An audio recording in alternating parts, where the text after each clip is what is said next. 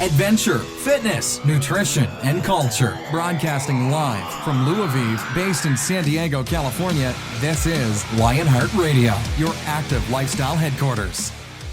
Welcome to Lionheart Radio. I'm your host, Memo Ochoa, co-founder of Louisville, along with... Hi guys, Claudia Challoner here, Doctor of Physical Therapy and nationally ranked powerlifter, and we have a very special guest today, Shawna Norton. She is the owner and founder of San Diego Rehab and Fitness. She's a CrossFit coach, a weightlifter, and a very strong advocate for avoiding accommodation with aging. Hi. Interesting topics tonight. Thanks for coming in. Yeah, thank you for having me. So just to start off, how did you start your business and what drove you to start your business? So I am a student at San Diego State completing my bachelor's in kinesiology, and one of the classes that is required is working in the fit clinic at school. And we are given a client, and it's someone most likely with a disability or an older client, and you're asked to create an exercise program for them, and you work with the client throughout the whole semester, and you build this exercise program and then help them go through it. And I appreciated the woman that I was given had a stroke 3.5 years ago, and I saw that she was not getting better. She would come to the fit clinic twice a week for an hour and a half. Every semester she would get a new student. They would have a month off in between sessions, and so she lost all of her fitness that she had gained in the previous semester, and then she'd start brand new with a new student who was oblivious to actually rehabbing somebody. So I appreciated that there was a niche that was not being filled. There was a great demand for rehab services that were not physical therapy, and I had the passion and the ability to fill that niche. So I started last year in February. I started working with these individuals, and in July we became an official business. And okay, yeah. So what exactly does your business offer? Like, what do you? We offer anything from strength training to rehab services. We focus on senior citizens and clients with disabilities, but we will do anything from continued stroke rehab, building a strength and rehab program for someone that's affected by a neurological condition like Parkinson's or multiple sclerosis, or if you have somebody that has finished their physical therapy, their 8 sessions that were pre-prescribed by the insurance, and they're still not 100%, we'll get them to full fitness. Okay, great. To full function. And you guys, you don't work, you're cash pay system. Cash pay system, yeah. And you definitely advocate for affordable cash pay system for your business. We so right now our rate is $50 an hour, but I work with anybody who is in a position that needs help. So there's kind of a minimum price that we can accept just because I have to pay my staff. But I really try hard, and like I was telling you, I started a foundation, and the foundation will supplement providing people with services if they can't afford us at all. So. And that's the nonprofit foundation that you were discussing. Yeah. Okay. Yeah. Gotcha. Yeah. Interesting. Is the foundation named after your company? So the foundation is named after my brother. Okay. My brother in 2007 had his life was ended short, and he suffered from some issues. He was kind of trapped in his own body because he was morbidly obese. And so I wanted to continue his legacy, and I appreciated that physical therapy and rehab services are, people don't have access to them most of the time because of finances, and they don't have access to continued care because of finances. So I wanted to be able to have something that, again, continued my brother's legacy, and also could provide people with the finances to have a physical therapist come to the house, or even a personal trainer that was affordable. So. Okay. What was your brother's name? Michael. Yeah. Awesome. It's the Michael S. Norton Foundation. We just officially launched on Monday. I had all my paperwork submitted, and I'm really excited. And now we can, I've got some big goals for how much money we can raise. But there are lots of people who want to give money away. So I'm like, well, give it to us so we can help these people. Awesome. Oh yeah, that's great. I mean, $50 an hour is very reasonable. Yes. So, what does an insurance company or what does a regular rehab facility normally charge? God, some of them for a physical therapist. I mean, if they were paying cash pay, you could be paying upwards of $150. We provide aquatics therapy. I have a kid. I call him a kid because he's like 20. He will do, so he's a licensed lifeguard, a certified lifeguard, and a licensed water instructor. He can go to someone's house and provide aquatics therapy in their house pool, in their own pool, or San Diego State lets us, they've agreed to let us use their pool. We have to pay it for it, but so a person could pay $60 to have this kid, or you could pay $230 for physical therapy, aquatics. Yeah. Wow. Yeah. Yeah, it's fucked up. That's insane. It's so insane. It's like these services that you appreciate, you know how important fitness is, how important exercise and movement are. It's fundamental to life. You have to be able to move. You have to be able to maintain your physical structure. If you can't, your quality of life is nothing. Yeah. And yet the services that we have to provide these people with movement are astronomically priced, and it's like even at $50 twice a week, that's $400 a month. If you have someone on Social Security or disability, they're now eating ramen so that they can afford someone to come out to help them walk, or they're just not going to walk. And then you think about like the effects of that, and all of a sudden, if you have someone who can't walk, well, like perfect example, I have a client who had a stroke 4 years ago, and his wife has a bad back because she's constantly helping him, and she doesn't have good form when she moves him, so her back is always hurting, and she's going to be another drain on the healthcare system because her back is going to be bad, and then she's going to be in the system too, but there won't be the rehab to help her because her insurance isn't gonna, they're gonna give her ibuprofen. They're not gonna send her to a PT. Yeah. Yeah, it's fucked up. Well, even, from what I've heard, physical therapists are very limited in what they can do, right? Yeah. Yeah. Well, just even like that same client that you were talking about with the stroke, we were talking that if he wanted to get home health care through his insurance, what it would be a physical therapist, and nothing against the physical therapist, we're all just trying to make our living, and you're trying to help. So, but we're being dictated so much by the insurance companies that a physical therapist could come to his house twice a week for 30 minutes at a time. You're not going to make any difference in that person's life coming around twice a week for 30 minutes. Like, you're not going to be able to do jack with that person. Right. But that's what the insurance dictates according to what's on this piece of paper on this, for this person about their different levels of inability to do A, B, and C or whatever. Like, insurance companies want you to be sick. Absolutely. Yeah. It's because that problem. because that makes money. And also too, it's so tough because if you have something wrong with you, they don't really care about what your squat looks like or how you're actually functioning. It's like, do you have any pain? Well, no, the pain's gone, but you still move like crap. So the pain's going to come back probably in a couple months or a year, maybe even a couple days. So it's like, it's trying to gauge that and like come to the actual problem of how things are dictated. It's so tough. it's ridiculous. I hate it. I mean, people.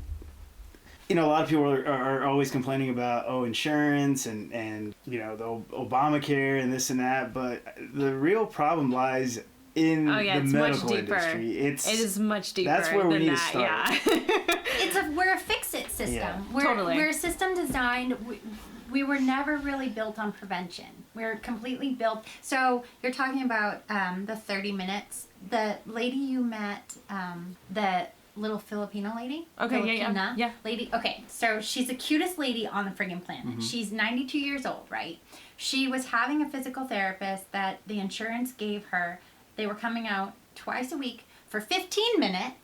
She's 92, cannot get up out of her chair without help. When she walks, it sounds like a combination of like the bubble wrap and like some thump thump thump noises. Like I literally thought the noises were coming from her walker moving along the carpet. It was coming from her fucking hips. Goodness. So 15 minutes, twice a week, this lady was coming out to massage her fucking arms. I'm like, Whoa. You're not even helping the, she needs like, what?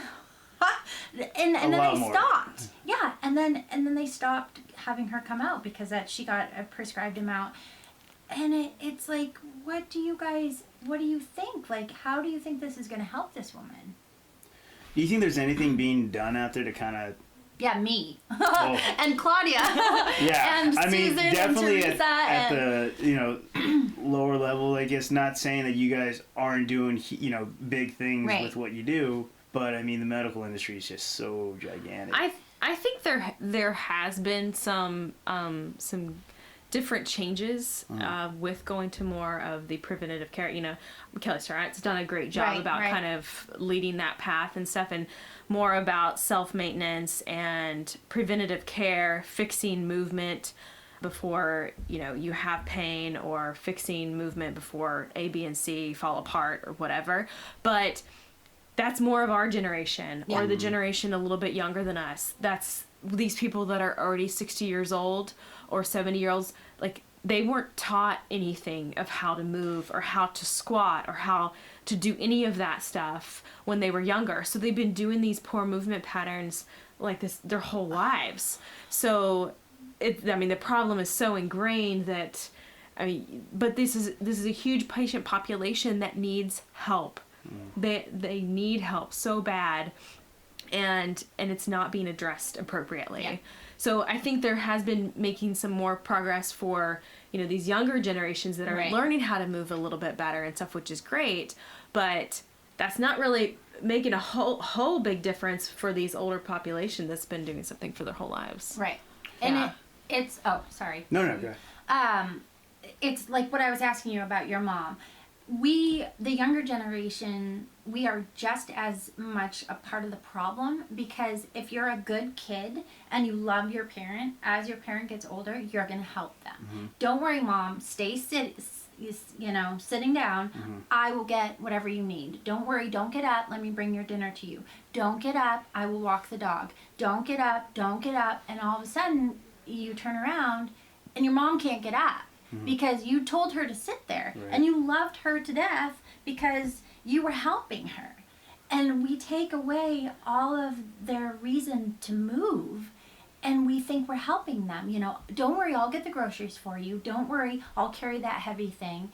And then you also give them that victim mentality, or that mentality of like, getting weaker is something that comes with age. That's actually not true. So the statistic is, it's called sarcopenia, that you losing muscle mass, right, as you age. And the average adult loses 3 to 5% muscle mass each year. I think, and it's like after the age of 40 or 50, I want to say. Yeah, probably around that. So that's completely unnecessary.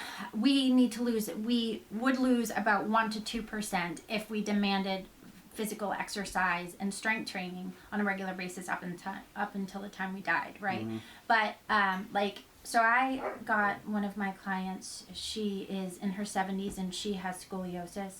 I got her from this fucking stupid class called Gentle Fitness.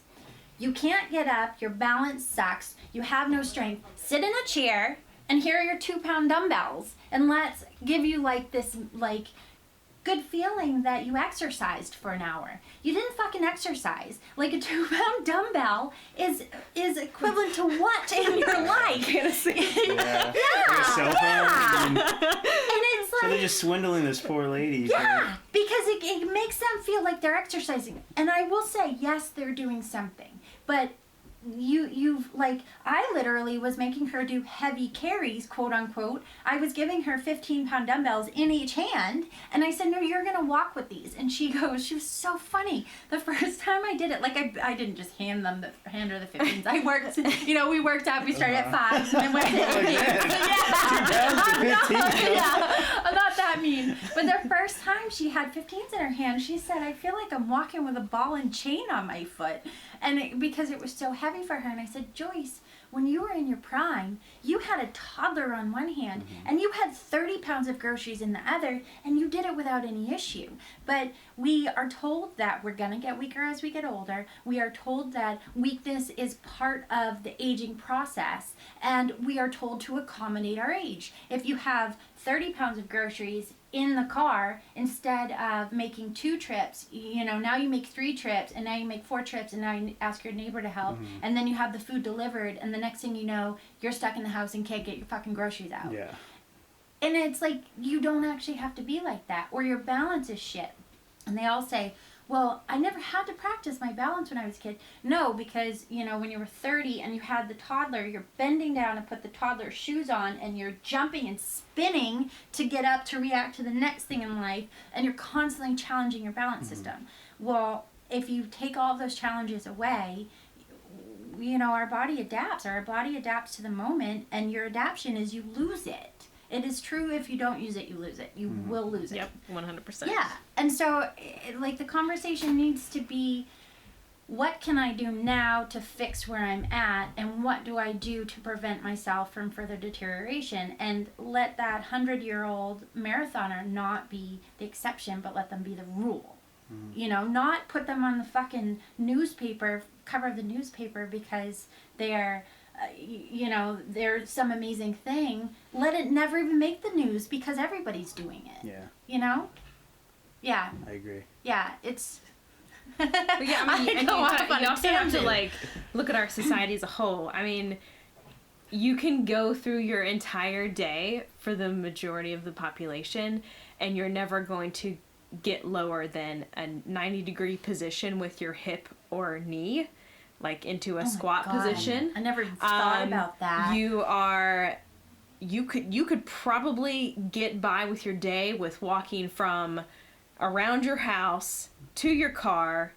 That could be even in your garage, so that's not even out of your house. And then driving to work, and then taking the elevator up to your cubicle, where you sit the rest of the day, maybe that trip to the bathroom a couple times, and then go back to your car, go back home, done. That's you didn't even move at all. Holy shit. And so it's so scary. But then you also look at I don't know, I think a great example is airports. Okay? There's chairs everywhere for airports.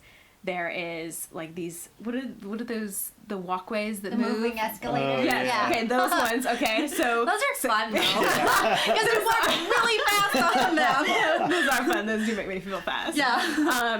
You have escalators, all of this stuff, elevators, and then you see people lining up to get on the escalator.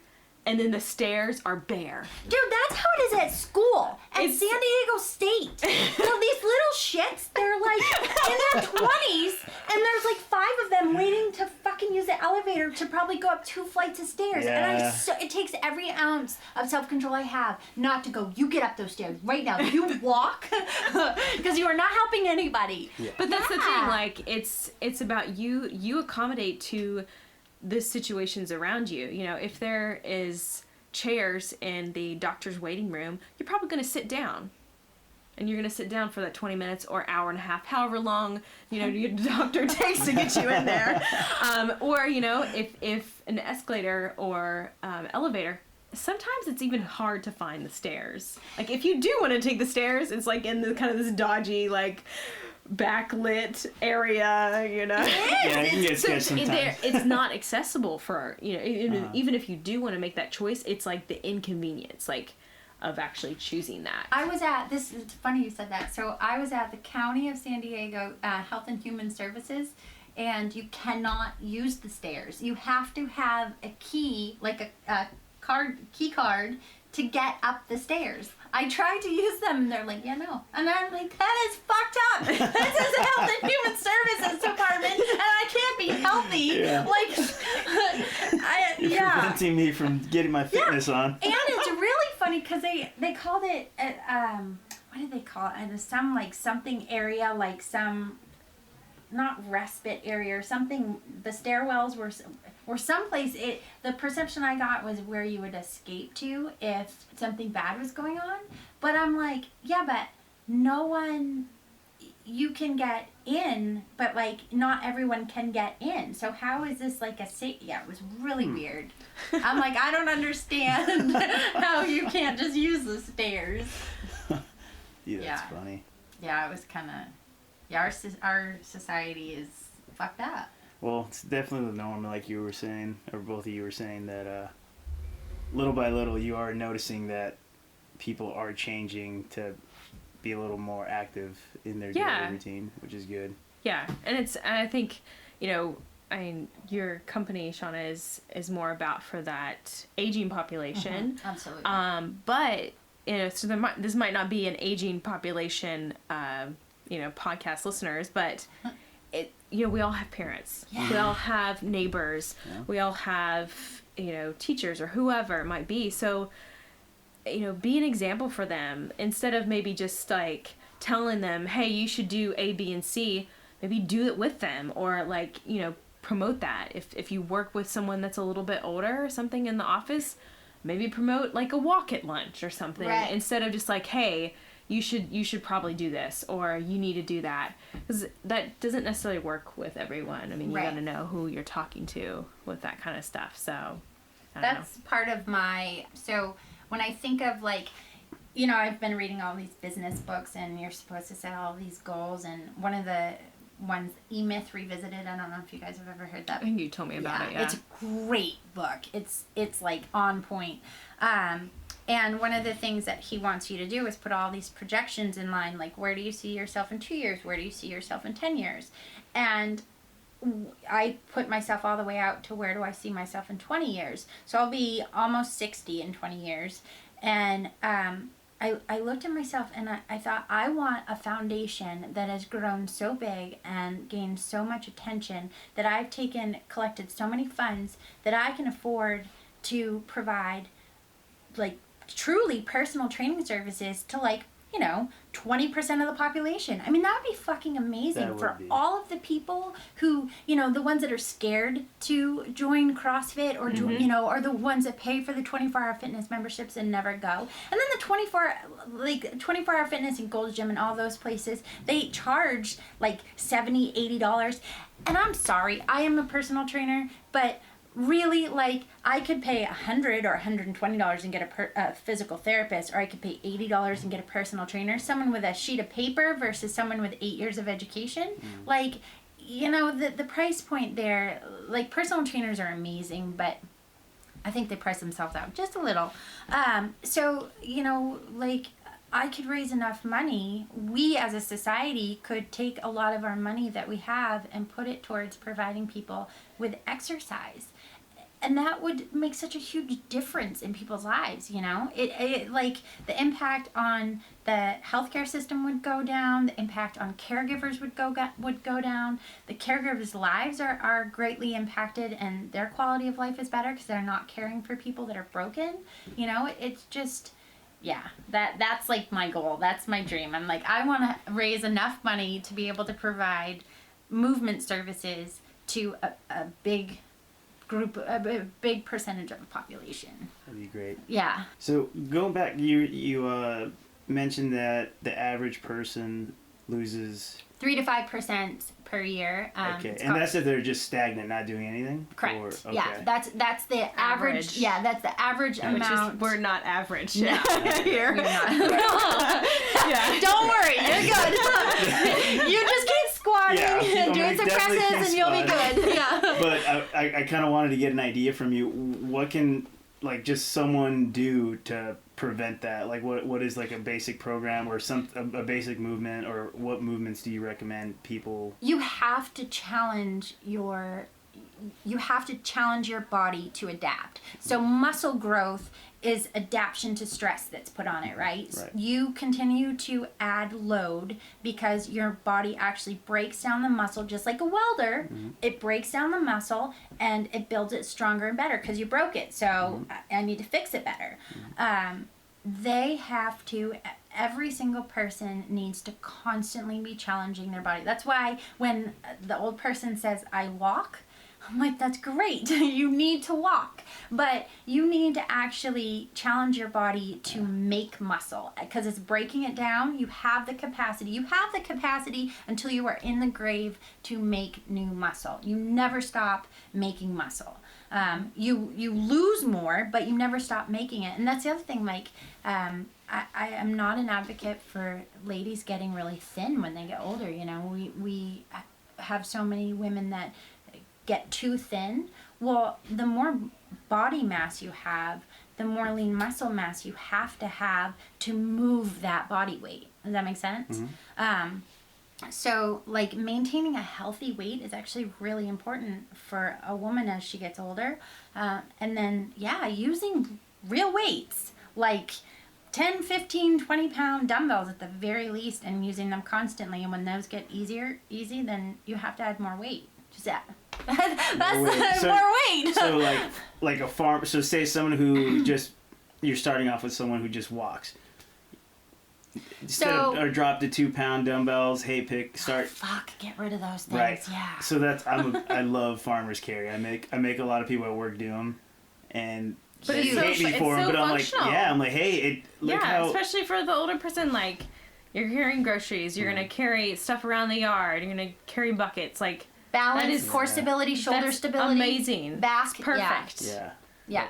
Huge fan of the farmer's carry stuff. So squats, deadlifts. Absolutely. They have to squat. They have to squat, and they have to squat below parallel, because that is something you need to be able to get up off the fucking floor. And how you, in some function, you are going to be performing some squat lunge variation when you get up off the floor. So absolutely, they need to be squatting. They need to be squatting with some weight to demand that their legs get stronger. They need to be doing balance exercises, standing on one foot. I tell every client I work with, and you guys should be doing it too, balance on one foot as you brush your teeth.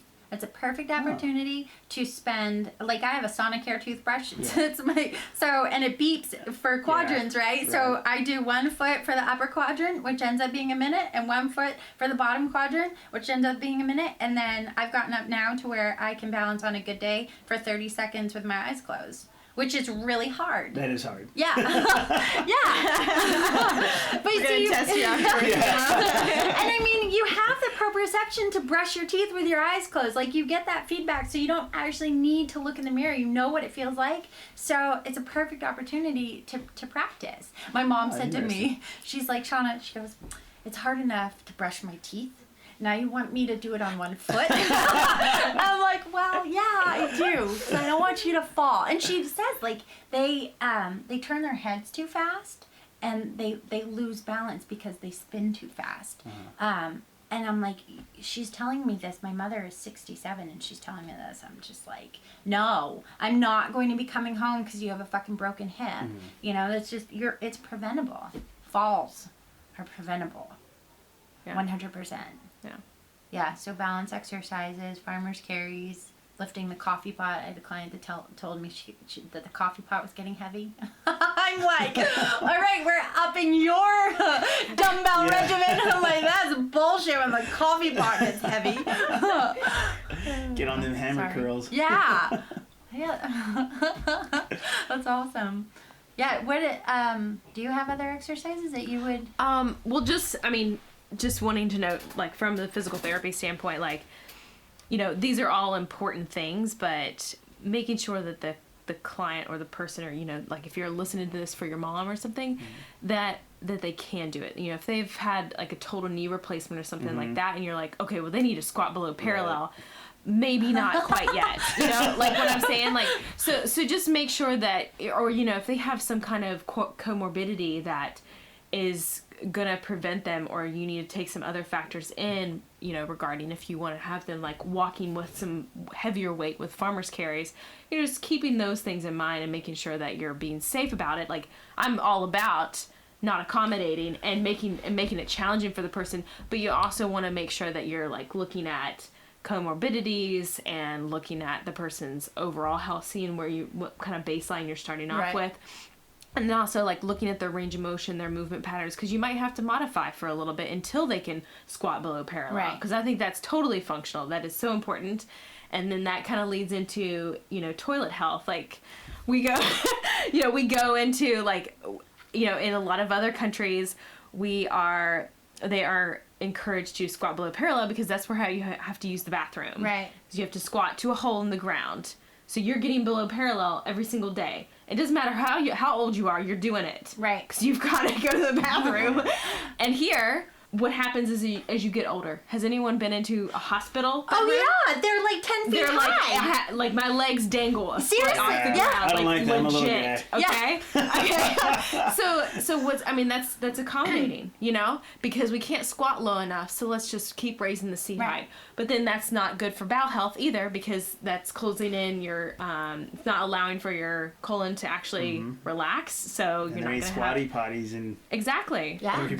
Yeah. Yeah. I wonder. It's important. Like the Asian, if you look at the Asian demographic of seniors versus, I would say probably every senior I know, actually, I would say that suffers from some type of constipation. So I wonder, like, if you look at Asian populations and the ones that actually have to use the hole in the floor versus here, like, do they probably don't. So I'm not sure about that statistics, but I do know that those cultures definitely have lower incidences of total knee and total hip replacements, like 100%. They do, because they keep function. Yeah, they keep function, they keep range of motion, they're using it. Right. We are losing it. Yeah! We're not using it. Well, so speaking of, okay, check this out. And this is actually a good thing. I needed to ask somebody this anyways. I have a client who I don't work with anymore. I was working with her for a friend. She, this was her grandmother, and she had a total hip replacement. And they told her she was not allowed to ever, what were the limitations? She basically was only ever allowed to sit at 90 degrees. She wasn't allowed to go anywhere beyond 90 degrees. They had all of these like physical limitations on her hip. And I appreciated that they were afraid that it would maybe pop out. But I'm like, isn't that just screwing up that whole side of her body, not allowing her to use that hip fully? Well, yeah, that's definitely going to affect your movement patterns for sure. I mean, typically after a total hip replacement this usually was 2 years. Oh, 2 years there shouldn't be any kind of precautions unless there was something drastic going on where they had to do something crazy. But typically those precautions are only, so many weeks, so many months after a total hip, you have certain precautions that you have to follow. Otherwise you are going to jack up that surgery. But yeah, 2 years after the fact, there shouldn't be 2 years and still in a walker. Yeah. Yeah. I was like, that's fucked up too. But there's so many of those crazy surgeries that, I mean, these are big time surgeries that can be prevented, by proper movement patterns from the start, or proper strengthening, or not accommodating, actually using your full range of motion at your knee or hip to lower the risks of needing some of these things. It's so that my 92-year-old, I started her on sit-to-stands, and and her knees hurt her so bad she screams, and you can hear them. I mean, you literally can pop pop pop, and I'm just like, I'm sorry, it's not. She says that she wants to move. She says that she wants to feel better. Well, the thing about moving and feeling better is you actually have to move in order to be able to. So, I push her, and I'm like, I'm being gentle, but, that's the only way for her to get stronger. And I try to explain that you have to have a solid structure in order for, your knee to not be bone on bone as much. Mm-hmm. But, yeah, so I I think she thinks I'm like the devil incarnate because I'm making her. It's okay. Most people think physical therapists are devils. Yeah, you kind of are. You guys have mean thumbs, man. Yeah. Where's your office located? So we're completely mobile based. Oh. Yeah, I'm looking at getting a physical location. Right now it's out of my house. Okay. All of my staff are, like, we meet at a CrossFit 858 for staff meetings, or at fall. Brewery. Yeah. It's great. I'm definitely a millennial boss. We're meeting at like cafes and breweries. But yeah, and I will give you a card to your mom. Yeah, absolutely. She'll definitely appreciate that.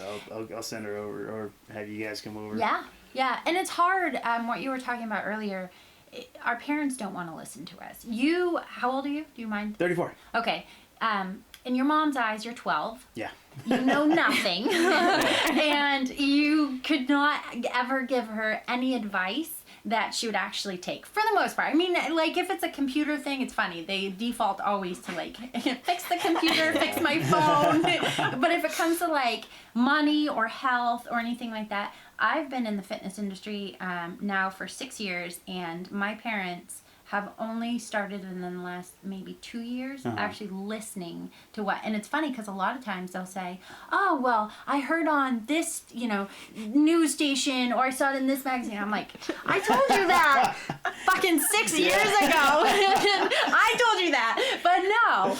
They heard it from a mainstream source. Right, not their kid. So, you have a challenging position twice over, because you're her kid and you're also you will be a primary caretaker. So we're not going to listen to our caretakers, because they are already the ones that do so many other things for us, and they shouldn't have to be responsible for telling someone to exercise, right? And then as a kid, she's not going to listen to you because you're her kid. So that's one of the coolest things that I've seen is coming in and the stuff that we're able to do for these people, and the caretaker will look at us and go, we tell them to do that all the time, and they don't even listen, or they're like, how do you get that? And it's because we're an outside source, and in that moment we're not the authoritarian, but we're the boss.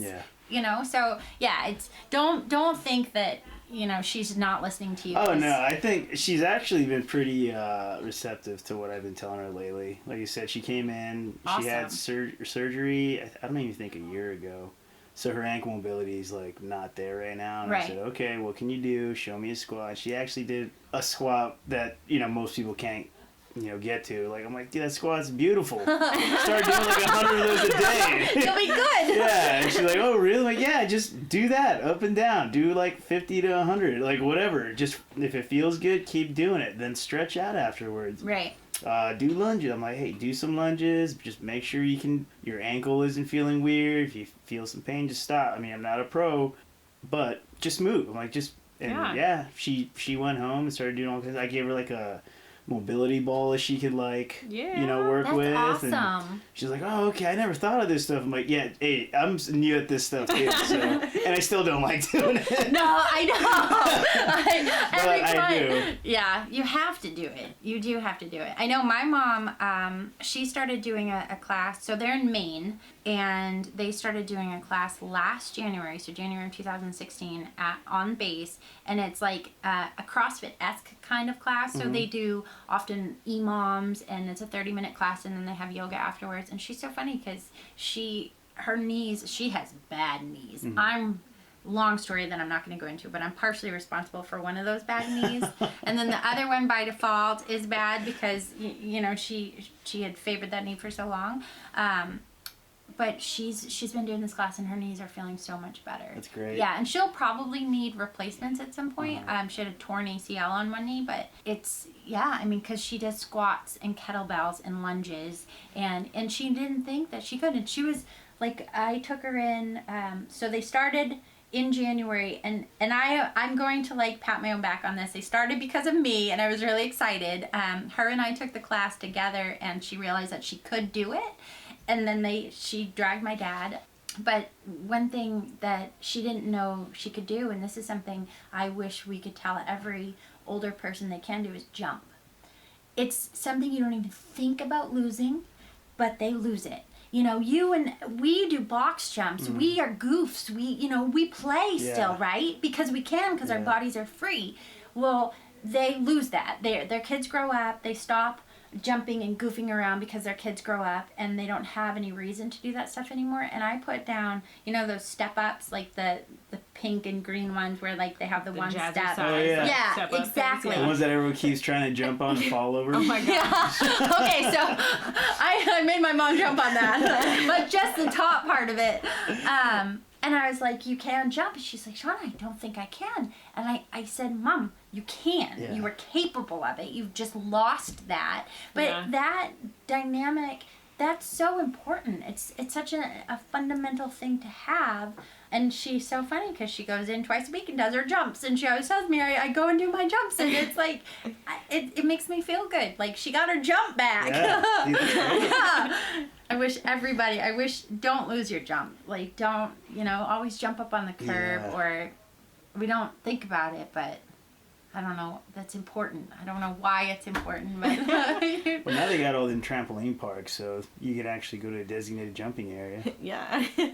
Super fun. It's so fun. Yeah, I haven't been yet. I still want to go. Well, you should come with me. You should come with me too. I do novice gymnastics at SD United in Miramar. No it's way. friggin' $8. What? Yeah, it's $8, and you can go. This guy that runs the class is amazing. He's this ball of energy. You just laugh the whole time, and you get to be a fucking kid. You get to go on the rings. You get to go on the bars. You get to go in the foam pit. You get to do cartwheels. You just get to be a kid. And I will say my body hurts often. Weightlifter knees and tight shoulders, and the next day I wake up and I'm like, what the hell did I do? But my face hurts. I smile so much. It's just like, it's amazing. And that's one of my goals for this year is to get a back handspring. I've never been able to, but apparently from a physics standpoint, if you can do a body weight snatch, you can do a back handspring. You'll appreciate Leon was the one that told me that. So I'm working on my body weight snatch. I got 15 pounds to go for my body weight snatch. So I'm like, all right, cool. I'll get that. And then hopefully at the same time I get that I'll get my back handspring online and I'll be able to. Man, I'm there. Nice. Yeah. We gotta go, Claudia. So fun. It's so fun. You can't even your body will hurt the next day. I'm sure. Yeah. He makes you do like splits too, like at the end, and he'll have you go into the split, and it doesn't matter how, if it's like, looks like you're just standing up with your legs a little bit apart. That would be me. Yeah. Well, then he comes over and pushes down on you, so you're like, oh, I thought I hurt before, and now he's like, no. Yeah. But it's great. It helps with your split. Yeah. Sounds good to me. Yeah. Awesome. So what were some of the conditions that some of your clients had or have? Oh excuse gosh, they run the gauntlet. We've got strokes, cerebral palsy, Parkinson's, Sturge-Weber, which is a neurological condition, epilepsy, just severe old age. And I say severe old age because they're 90 plus years old and they are decrepit. Mm-hmm. What else do we have? Scoliosis. Yeah. What do you think is like the toughest, excuse me?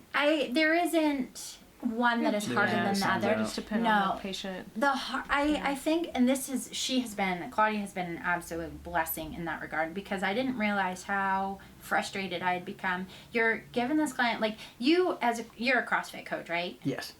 So you have a client come in, a 30-year-old, and you put them through the test to see kind of how, you have them do that first class, and you see how they move, and you've got maybe a couple of things you need to work on, but their body isn't really broken yet. We have these people that are 60, 70, 80 years old. I still can't say it. And they have a bunch of stuff wrong with them, like a bunch. And when she came in, she saw my client Ray, and it was amazing because she helped me have some focus, because you don't know where to start. You're like, so my guy Ray, okay, you ready? He only has one kidney. He has congestive heart failure. He has total knee replacements in both knees. He had a stroke. He's type 2 diabetic, and he had gout. So his body is fucked, and he's in his 60s. And so I was hired to help rehab his stroke, and he'd had a bad fall, so he was super scared, and he didn't want to walk, and like scared, you wouldn't even like be able to process how scared he was. And I didn't know what to do. We were squatting. Like that was what I had him do. Lots of squats, lunges, we practiced walking, I practiced some arm movements, but I was overwhelmed because you don't know, like, you know what the fundamentals are, but you don't know beyond that, like, what am I supposed to do? What is the most important thing that I'm going to work on that's going to get the greatest bang for its buck? And so Claudia came in and, like, literally in one session completely changed the direction we were going. And he, like, you should see him. He's night and day. Yeah. Just because, you know, she pointed some things out that I had missed, because I'm not a physical therapist, and she gave me permission to focus, you know, and where I felt like I had to fix all of it right then and there, she allowed me to see, you know, what is the most important thing at the moment, and then focus on that, which is quad strength. His quad in his infected side is just like so weak, and we've been doing some isolated quad movements, and that's just been a game changer. Nice. And I think, like, talking about the focus and being so overwhelmed with everything and kind of, you know, keeping that end game in sight, and just knowing that it is going to be a long road. So many people try to look at that quick fix or that right now. I mean, that's why, you know, surgery is so high, because that's a quick fix. Right. That's not going through months of rehab, of trying to, like, actually build your body where it needs to be. Right. And so, yeah, it's really easy to get overwhelmed when you have so many different things to focus on, but also just always keeping in mind that it is going to be a long process, because you're fixing the actual problem. Right. Because you're not going for that quick fix of what's going to get me the quickest result right now, and what's that quick pill that's going to fix everything right now, but then cause like a million other things 10 years from now. Right. But it's, and it is a long process. There is no quick fix.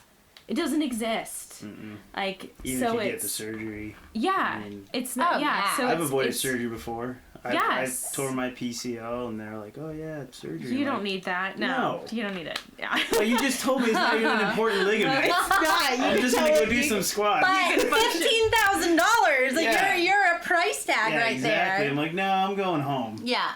Yeah. Yeah. But I love what you're doing with the company and, like, bridging the gap with, you know, sickness and sedentary lifestyle, moving from, you know, mobility and overall health. And that's really awesome. Thank you. Yeah, And it's I great really stuff. hope that you change the world. And it's fantastic. Trying. So I, you know, and just saying, like, screw the healthcare system, Yeah. and try to bridge that gap with this, you know, this area that's missing out. And Yeah. this patient population that's missing out. So I really think it's awesome what you're doing. Anything else that you would like to plug? I mean, can you give a little bit more information about where they can find your website? Or Yeah, so it's www.sdrehabandfitness.com. San Diego Rehab and Fitness is the company, and then if you want to donate to the foundation, it's the Michael S. Norton Foundation. Okay. And yeah, And you cover all of San Diego County, we correct? do. Okay. Yep. Great. I've got staff all the way up to Carlsbad and all the way down to National City and Great. all the way out to Santee. So and we're building. I mean, there are tons of people who are really stoked about working with this clientele population. Did I say that? Now I'm like saying clientele population. Good thing there's an edit button in there, That's right? Yeah. Just leave that one in there. The blooper. So there are tons of people who really, really value, because this is instant gratification. It's like you walk out of that person's house and they are always grateful. You'll never have someone that is bad. And the cool thing is because we don't take insurance, we get to pick and choose who we work with. So if we have an asshole client, we can fire them. Yeah. Like, we don't, my staff and I don't have to be miserable, you know, and that's like a prerequisite for the client working with us.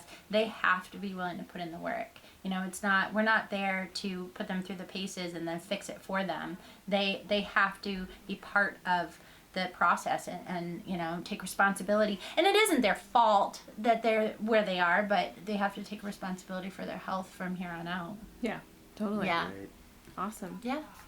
Well, thanks so much for Yeah, coming on. thank was a you. pleasure. That was Having great. you. Yeah, So thank definitely you very much. check out her website, San Diego Rehab and Fitness. Thanks, Shawna. Thank you. Thanks for listening to Lionheart Radio. Subscribe on iTunes and Stitcher Radio. And don't forget to give us a 5-star rating. For all of your supplement needs and for show notes, visit luavive.com.